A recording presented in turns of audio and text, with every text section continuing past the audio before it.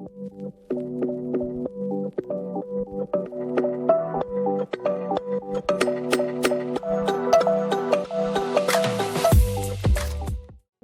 to Mission to Inspire. My name is Shola and I'm your host today. My guest today is Mark Joseph. Hi, Mark. You're welcome. Hi, Shola. Nice to have me on your program. We are so happy to have you here. Thank you. Thank you very much. Yeah, so Mark is an industrial electrician, is a gospel minister, and is also a care provider. So, Mark, do you want to tell us a little bit about yourself? Because that's like three kind of titles I've given you there that are yours. Actually, I first qualified as an industrial electrician. Yeah. And that's because I wanted to be like my uncle, who was an electrician. Okay. So I lived with him for a while. And so obviously I learned a little from him. Yeah. So when I finished high school, I went to the Technical Institute and I did an apprenticeship. Right. And I worked in the industry for about 5 years as an industrial electrician. Okay. So we basically did everything electrical wise, including we did a little electronics, refrigeration, we did wiring, building motors, transformers, all of that was involved in being an industrial electrician. Okay. Right? So for the few years that I worked there, I did all of that, really. Yeah. But then a few years into that, I got baptized, and I actually have a passion for working with people. Okay. So I started, when I'm not at school or I'm not at work, I would go out and do evangelism, study with people and those kind of things. But it took me about 10 years before I actually went to Bible college. Yeah. All right. So I studied and I graduated in 2000, and then I started to preach full time. Okay. All right. I preached full time for several congregations. That was back home in South America. Right. And then I came to England in 2003. And I was studying full time, and I was preaching part time with one of the churches in London, in North London. Right. Okay. I did that for a while. But it so happened that when I came to England for the first time, I learned that you can actually get paid for looking after someone else. Right. So studying full time, I had to find a part-time job.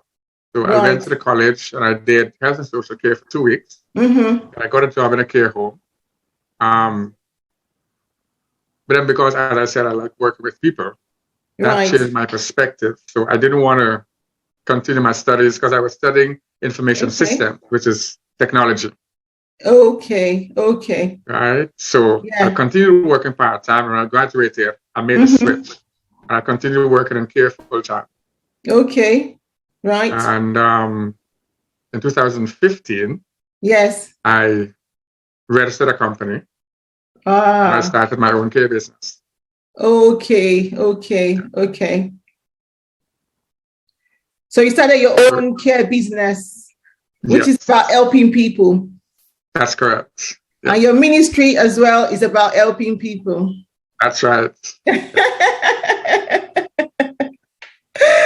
That's right. That's great. Thank you so much for that introduction of yourself. Please, can you share one experience that you know will inspire us today? Because from your experience, you've gone from A to B to C. And I'm sure you've had one or two experiences I'm sure will inspire us today. Yeah. I think one of the things about life is that we have to follow our passion. Right. Right? But anything you're passionate about, it is no longer a work. Okay. It is something you do because you're passionate about. And then oftentimes we realize if we could actually make a living off of our passion. Right. Sometimes, I know when we're small, we're told to go to school, get an education, get a job. And that's fine. There's absolutely nothing wrong with that. Yes. But sometimes what you learn in school is not necessarily what you're passionate about. Okay, that's true. And then the other thing about it is you're never too old to learn. So you can get to a stage where you think to yourself, well, look, I know this, I'm good at this, but I'm not really passionate about this. I can do something better. You learn what you're passionate about, then you get more acquainted with it. You become, you learn more about it. And when you get good at it, then you can actually make the total switch. And sorry about that. It's okay. You can then make a total switch and then just do what you're passionate about. Wow, it makes you happy. You enjoy doing what you're doing. So you're happy about it. And a lot of people go to work, they probably have 6-figure salaries, but they're miserable. Right? Yes. So if you're passionate about it, then you'll do it and the joy is in it. So even though the rewards, financial rewards might not be very great, your personal reward would be very good. So I think that's what, as humans, we need to strive for. Right. So it's not too old for us to learn. No, continue learning. Never too old to learn. Right. No. You know something I just remember? Yeah. A few years ago, it wasn't a documentary. I think I read an article of a lady who was 87 years old. 87? And 87. And she was showing off her university degree. She went back to school and got a bachelor's degree. At 87 years old? 87 years old. Wow. She never went to university before. But at that age, she was thought, look, what am I doing? What could I do? I love doing this. I was never able to go to school. Now I have the time. I have everything. I can do it. And she just went to school. Obviously, it was not as rigorous as it would be for us. Yeah. But she actually did it. She got her bachelor's. Wow. Right? Wow. No need to use it because at 87, you're not looking for a job. But basically, she was teaching us that you're never too old to learn. But at least she did something that she's always wanted to do, I guess, in her lifetime. Exactly. Exactly. Yeah. Wow. That is really inspiring. 87-year-old woman. That is so inspiring. Well, I was surprised when I saw her age. It was crazy. Oh my goodness. Yeah. So what is your motivation? What is your motivation? What motivates you to do what you do? There's several things really. I think from growing up, I had always had to push for myself to get forward. Right. Right. I had older siblings, but they were not around. Right. They were older than I was. They went to university. They went off on their own lives. And so from a young age, I had to actually go out and get what I needed to get and achieve what I wanted to achieve. But as life went on, because I always wanted to be there for people, everything I got, I would give to it. Right. But then something changed a few years ago. Okay. What right? is it? Yeah. I came to England, as I said earlier, and I went into school to study, started working, but then for some reason, the Home Office just misplaced my documents. Oh. And so I was told I couldn't work. Yeah. And obviously, if you don't have money, you can't go to school anymore. No. And I couldn't travel and go anywhere because I had my passport. So I was left stuck. And then they told me you can't claim benefits either. Benefits? So, yeah. I can't work, can't claim benefits, and I can't go anywhere. So how did you survive? Well, they have something they call cash in hand.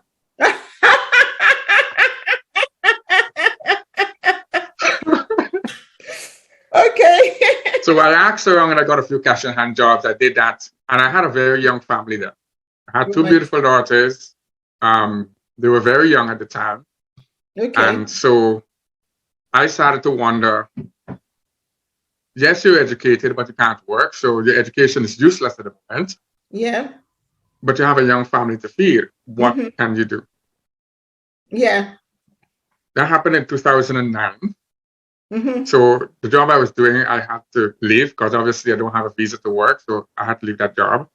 And it took them 3.5 years before the court actually overturned the verdict and told them that they have to give me the visa to remain in England.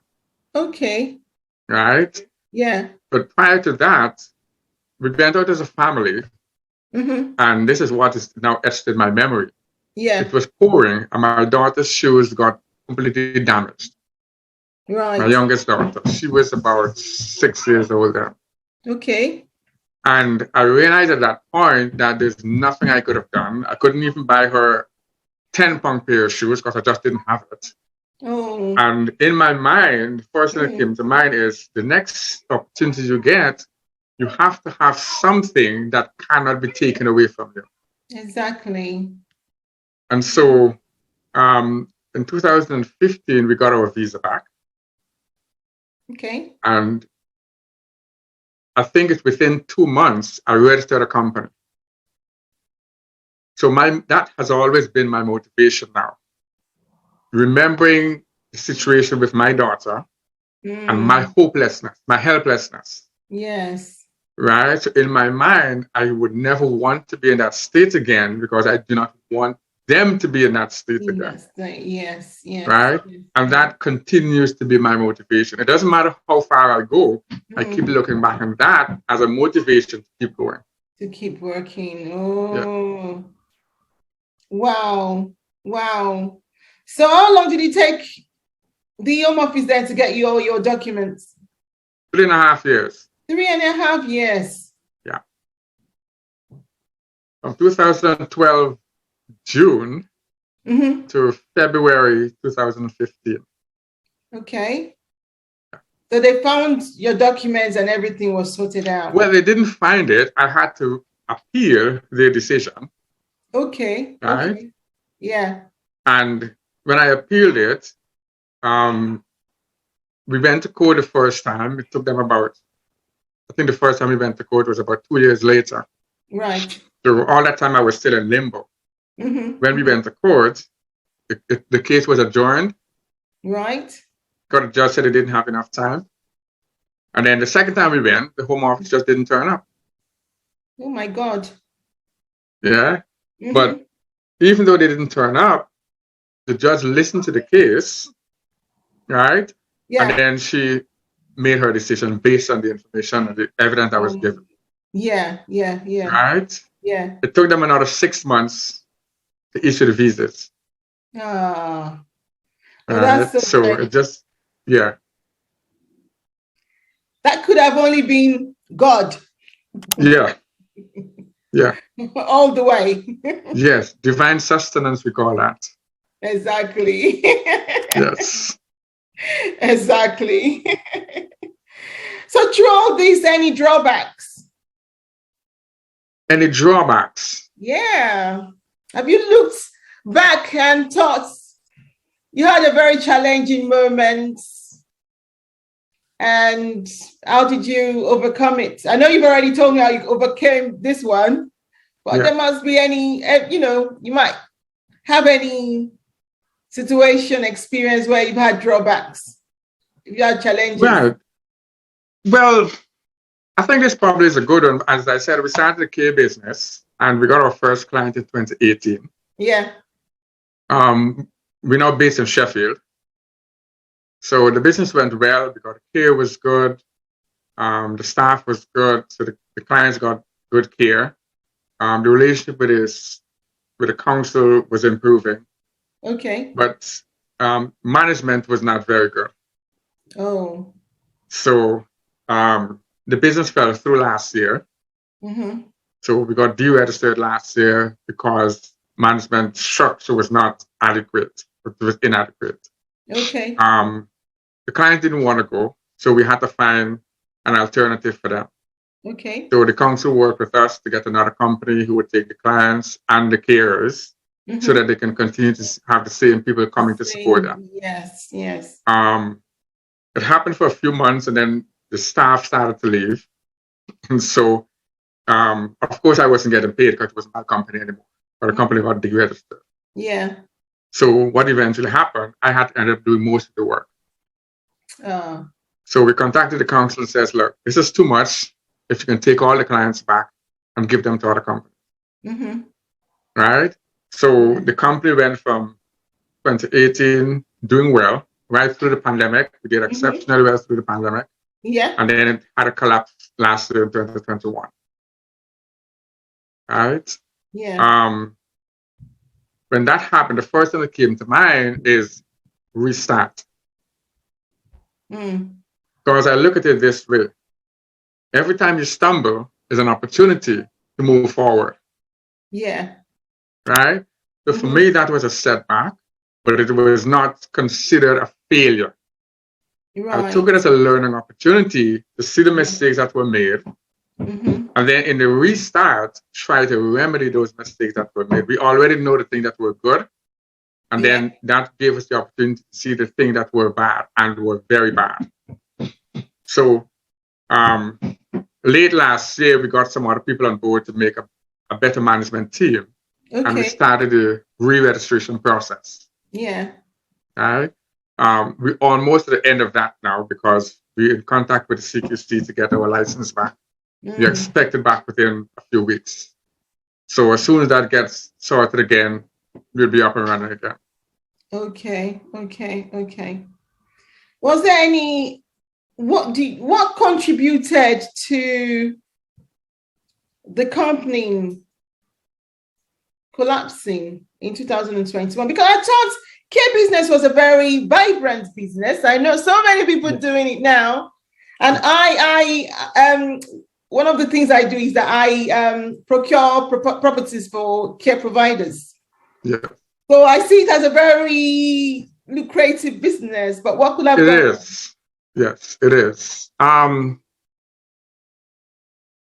Two things I must point out. One is when we got our visas back in 2015, I had to get a full-time job immediately.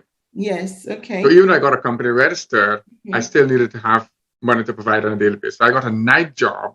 Right. So that when the company got started, I would have been able to work during the day to build the business. Okay, yeah. But the night job went very well, and I stayed in it for many years. I only left February last year. Well, March last year I left. Right. So what was happening over that period of time, I was managing the business. Okay. I was literally doing everything. I was doing the marketing, recruitment, care management, staff management, supervisions, purchases. I was literally doing everything. Plus, I was doing some of the care, right? Yeah. But I was still doing the night job, which was taking me away from 10 at night until 8 the next morning. Okay. So I wasn't dedicating enough time to managing the care business. The business. Okay. So okay. I think that's where that was a lot on your plate. Yeah. You didn't leverage any of them. It was a lot. Right? But I didn't want to leave the night job until the business was stable. Exactly. Yes. Unfortunately, even though I tried, I couldn't find competent people to replace me in the business. So I had people come in and they had to go, came in, they had to go. So it happened that when I got someone in, I trained them, but inadequacy, I ended up doing the work myself still. Okay. So it keeps falling back on me, and I thought, no, it's not really worth it until I can get somebody to come in to take everything. To take everything off you. So, so because of that, when the CQC came to do the inspection, even though the care was good, the management of the care was not good. Okay. Right? And that's where the company fell down. Right? Okay. Because it is looked at this way. Yes, the client says you're good. Yeah. But on paper, you're not good. Right. So as far as they're concerned, the paper part is more important than the care itself. Right. So they deregistered the company based on the inadequate paperwork. Okay. Right. And that's the reason why the clients ended up wanting the cares to stay. Oh, right? okay. And what I've learned from that is the caring part was good. Yes. So we maintain that or improve on that. Yeah. But the documentation part is what needed to change completely. We needed to have that more, we need to have someone who is able to manage that and keep it in line with the requirements of the regulator. Okay. So to speak. Right? So that was the main issue. Okay. Right? Okay. So now that we have people in place who can actually do that, and I don't have to be doing all of that, we know it's going to work out better this time. Okay. So basically, so we actually come. So basically, you learned from that experience anyway. So if you're setting up a new one now, you're going to do it in a better way. Definitely, yes. Oh, that's really, do you know, that's a very big lesson for anyone listening, even myself. And also the way you pulled yourself back together. You don't even look, you don't even look it. You're talking about it really. It's really good, though. What had to happen is good. It did, you're motivating us already. So even when we fall, we should learn to come back up. Yeah. The thing is, you're never supposed to stay down. Yeah. Right? Because I was speaking with one of my brothers recently, and I said to him, because he asked me, what are you doing? I said, I'm doing business. I'm doing the care business. Yeah. So he said, let me know how you're doing, and maybe I can invest some money in it. And I told him what happened last year. I said, but most businessmen fail before they become successful. Yes. And his response was, every businessman fails before they're successful. And that's true. That's true. Right? That's very true.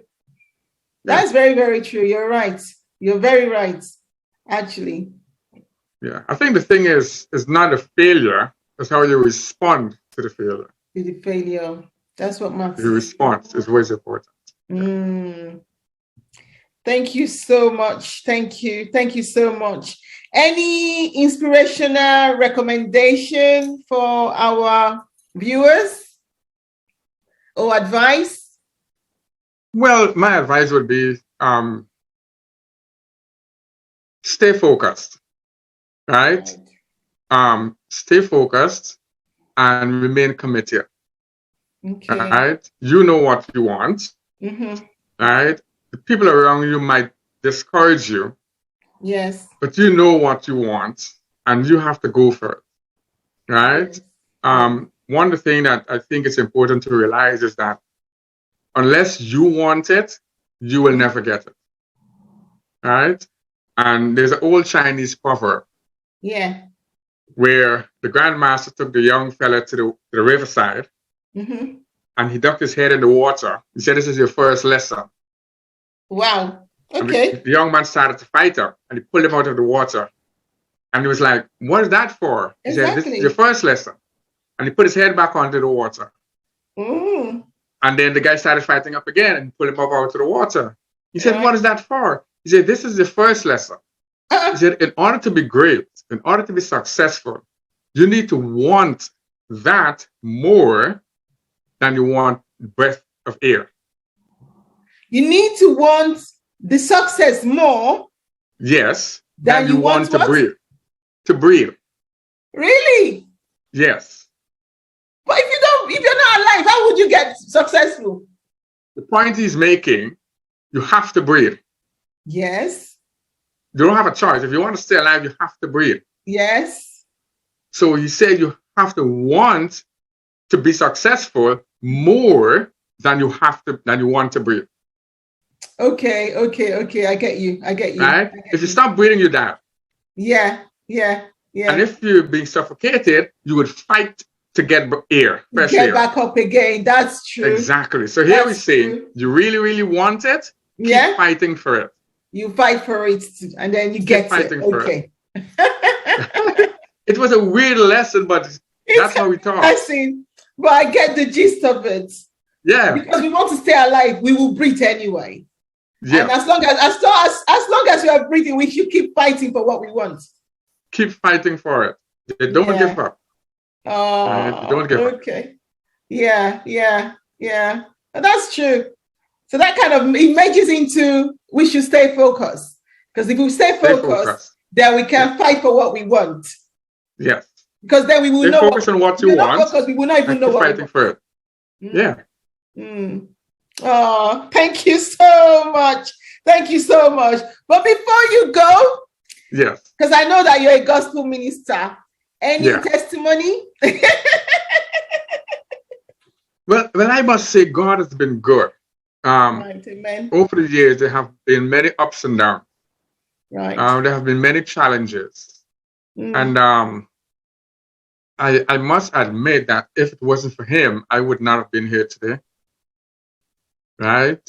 Yeah. And I know a lot of times they say, well, in general statement, they say that, oh, we evolved and we weren't created.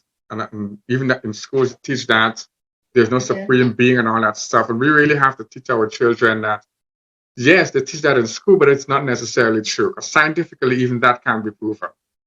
No such thing as evolution, right? There was a creation somewhere, sometime. And so there is a higher being. And something we don't always realize is that the thing that we want to do and the thing that we have to do. Right. The thing that we have to do, we do that. Yes. The thing that we want to do, we don't always get to do that. But we usually fight harder for the things we want than the things we have to. Okay. So we prioritize what we want rather than prioritizing the thing that we actually need, which is the things we have to do. Give an example. How do people differentiate from what they need, from what they, have to have? Most people don't know what they need. That's what, well, some people. We know what we want. Like, okay, I want to be, for example, I want to be a successful business person, or literally, let's say, I want to be a doctor, for example. So some people aspire to be a doctor. So they go to school. Yeah. They work towards it, go to medical school and everything. But then I've heard stories where they get to medical school, they don't graduate. So they don't even become that doctor. But they really want it. And they want it because they want it. And they fight so much for it. It's like they have to have it. But it just didn't come. It's just... maybe God didn't want them to be a doctor. And then they get successful in another field. In something else. Yeah. So what happens there is the want was overriding the need. That's what I'm saying. How would they know? Many times you don't know. But when we talk about following your passion, something. Yes, when we talk about following your passion, is usually the need going ahead of the want. Okay. Right? Yeah. And like the guy that was teaching the young man when he put his head in the water, you need air. You want to learn to fight, but you need air. Right. So when you need it, you will fight for it. You would you wouldn't give up. Right. Right? And so that's the reason why I go and I started to be a doctor, I want it. But that's not really what I need. I want it because of something else or someone else. Okay, maybe. Yeah. Right? But then I eventually become this. That's really what I needed. So my passion is in that. It probably wasn't seen earlier, but now I've achieved it. I'm like, hey, now I'm satisfied because my need is met. Right. Okay. I get you. Right? Because your wants doesn't really satisfy your needs. Right? You can want a lot of things. Yeah. It's like there are two things that we find in the Bible. One is where's the two things again? The word love is found in the Bible. Yeah. But it's actually a translation of 3 different words into English. Yeah. All are translated love. Right? One of it is more of a wanting. Yeah. The other one is more of a needing. Right. The needing one is the one that comes from God, which is unconditional. Okay. Right? Yeah. The other one is conditional. Right. For example, sometimes the word love is translated from the word eros, which is a passionate kind of love. But you become passionate about the opposite sex, not about the same sex. So there was something that influenced you to want that. Yeah, it's okay. When it comes to the love of God, God loves us. Yes. But what do we ever see God? No. So what causes us to love him? It's a need within us that says, look, I need something. I am lacking something. So I will love God because, not because what is God giving me that I can hold on to? The same way the devil can give me money, God can give me money. But it's not the money that will make me love God. Right? Yeah. There's something else that I really need that I can't really go after because it's not tangible. And eventually that will make me want to even die for God. Because that's the kind of love that comes from him. Yes. Right? So it's, even though it's the same word, it has different dimensions. Right? So one is the need and one is the want. It's hard to distinguish sometimes because of the way we think as humans. But when we start going into the scriptures, then we get the different mindsets. Like Paul says in 1 Corinthians, no one understands the mind of God, but a spirit that is from God. No one understands the mind of man, but the spirit that is in him. But then he went on to say, but we have the spirit that is from God. Yes. So when you have the spirit that is from God, and you can only get that through your relationship to God, through the word, then you can understand the things of God. Yes. But the person who doesn't have that, no matter how hard they try, they would never understand the things of God. Okay. Right. Great. Yeah. Yeah. Thank you so much for your word of advice. Thank you so much. We really appreciate you coming on to our show. We've really benefited from you today as a preacher, as a businessman, as a parent. Thank you so glad for having me. So much. I do hope that many could be inspired or would be inspired from what I've had to share. And as I said earlier, it's about helping other people. So if I can help one person, then I would be happy about that. Thank you so much. You've already helped people get up from where they are. Some people are, as they fell down and they decided to sleep there. But from your word of advice, I'm sure they will be motivated that is not the end of the world. You can always get up and do something else and better ourselves. Thank you so much. And until next time, it's goodbye. Thank you. Okay, Shola, thank you very much for having me. Bye-bye. And thank you for joining us today on Mission to Inspire. We really appreciate you. Thank you. And don't forget to subscribe, like, share, and comment on our video today. God bless you. Goodbye.